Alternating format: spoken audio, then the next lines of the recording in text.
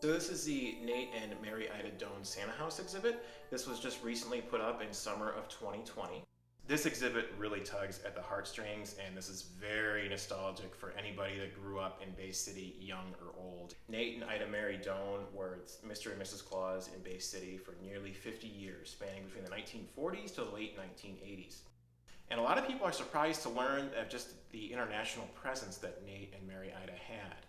They would travel the world, everywhere from Australia, Switzerland, Greenland, all across the United States, and they would teach people on how to be Santa Claus. A lot of people, when we get to this point of the exhibit on tours, start talking about their own memories of the Santa house when they were younger, and I learned something new every time. Whether it was a particular toy they asked for, a game they asked for.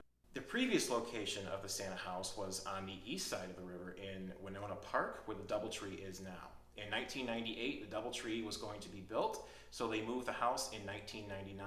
How they did it was they moved it by truck across the bridge, and they actually went down the exit ramp coming off onto JFK Drive, where the helicopter is, took a sharp left and went underneath the bridge, drove it past the community center, and laid it down to its current location on JFK Drive by the Trombley House.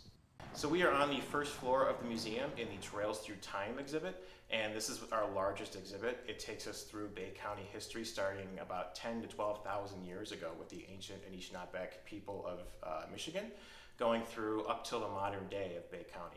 A lot of our exhibits here may come as a surprise to most Bay Cityans, as we get people of all ages and all walks of life that have never been to the museum before.